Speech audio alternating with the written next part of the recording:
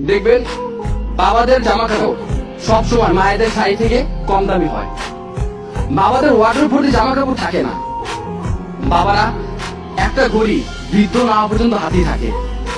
বাবারা এক জোড়া জুতা চালায় বছরের পর বছর। বাবারা কম দামি মোবাইলটা একেবারে নষ্ট না হলে ফেলে দেয় না। বাবারা রোদ বৃষ্টি মাথায় নিয়ে সঞ্চয় করে। বাবারা সব থেকে সস্তা হোটেলে খায়। নিজের জন্য সব থেকে কৃপণ বাবাটা তার স্ত্রীর সন্তানের জন্য সব থেকে বেশি ব্যয় হিসাবী। বাবারা একেবারে বাধ্য না হলে কখনো না বলে না। বাবারা ভালোবাসি এই কথাটা বলতে জানে না, করতে জানে। পৃথিবীর সব পুরুষ খারাপ, সব জন্মদাতা খারাপ, কিন্তু একটাও খারাপ বাবা নাই। মাননীয় মডারেটর, একজন শিক্ষকের সন্তান হিসেবে তাদের অসহায়ত্ব রোজই দেখতে হয় খুব কাছ থেকে।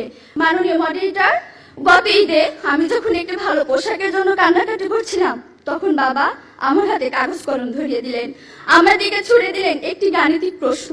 একজন দিনমজুরের দৈনিক আয় 300 টাকা হলে মাসে তিনি কত টাকা আয় করেন? মাননীয় মডারেটর, মুখে মুখে বাবাকে জবাব দিলাম 9000 টাকা।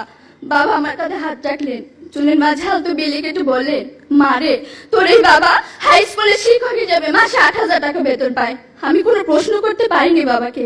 লজ্জায় বাবার মাথাটা নিচু হয়েছিল। পৌরত্বের দ্বার প্রান্তে দাঁড়ানো বাবার বয়সী চোখ হতে খসে পড়ে জল। জানি না মাননীয় মডারেটর, আমার বাবার বয়সী চোখ থেকে খসে পড়া জল শিক্ষার মানকে কতটা টেনে তোলার যোগ্যতা রাখে। মাননীয় মডারেটর, এই যদি হয় শিক্ষাগুরু জীবন, তাহলে একটা সময় হয়তো এদেশে আর কোনো শিক্ষকই পাওয়া যাবে না। এমন বাংলাদেশ আমরা কখনোই আশা করি না। মাননীয় মডারেটর, 30 লক্ষ লাশের একটি পাহাড় মারিয়ে আমরা বর্তমানে এসে দাঁড়িয়েছি। 2 লক্ষ মায়ের স্নেহাচলে সাজিয়েছি দেশ। প্রতিপক্ষ বঙ্গবন্ধুর স্বপ্ন, লাখো শহীদের প্রত্যাশা আর বীর জননী ত্যাগের প্রতিদান দেওয়ার এখন সময়। আর তার জন্য চাই শিক্ষাক্ষেত্রে অধিক বিনিয়োগের মাধ্যমে টেকসই উন্নয়ন নিশ্চিত করা। ধন্যবাদ মাননীয় মডারেটর, ধন্যবাদ সবাইকে। আমি এই জন্য বলি বারবার যে আমি আমার বাবাকে বুঝতে পারছিলাম 2 সময়। এক, আমি যখন নিজে বাবা হয়েছি আর যখন বাবা চলে গেছে।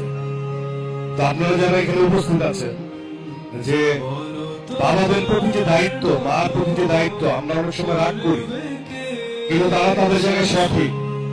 এবং তাদেরকে সবসময় না এই যে বুকের ভেতরে রেখে দিবেন, তাদেরকে কখনো হারতে দিবেন না, তাদেরকে কখনো রাগ করতে দিবেন না। কারণ তারা তাদের সময় মতো, সময় উপযোগী তারা যেভাবে বুঝছেন তাদের সেরকম তারা বোঝে। আপনারা হয়তো অনেক ইয়াং, অনেক আগায় গেছে, কিন্তু তারা অনেক আধুনিক। তো কখনো বাবা মাকে কষ্ট দিবেন না। আমি পৃথিবীতে সবচেয়ে বেশি ভালোবাসি, যে সত্যি কথা আমার আব্বুকে আমি ভালোবাসি। এখন বুঝতে পারতেছি যে ইনকাম জিনিসটা কি, কাজের পরিমাণ যে কি। কারণ বাবা তো যে পরিমাণের কষ্ট করতেছে এখন বুঝতেছি, কারণ আগে তো কাজ করি নাই। আমি আমার বাবাকে এখনো একটি কথা বলতে পারিনি। সে যেভাবে আমাকে কোলে পিঠে করে মানুষ করেছে, আমি তাকে সেই সেবাটুকু তার এই বৃদ্ধ বয়সে এখানে দিতে পারি। আমি কষ্ট করে বাবাকে টাকা বসে দেই, এটাই আমার ভালো লাগে। আমি আমার বাবাকে অনেক বেশি ভালোবাসি, বাট হয়তো বা ওইভাবে এক্সপ্রেস করা হয় না। আর বাবার আমার লেখাপড়া সমর্পণের শাসন করা হয়। এখন আমি লেখাপড়া চালিয়ে যাচ্ছি, এই মুহূর্তে ইন্টার 2nd ইয়ারে করতেছি। আর আমার লেখাপড়ার বিষয়ে অনেক সতর্ক, অনেক যা চায় যেই মুহূর্তে তখন সেটা দেয়। বাবা ছোটবেলায় খুব শাসন করতেন, তো বুঝতে পারতাম না শাসন এত কেন করতেন।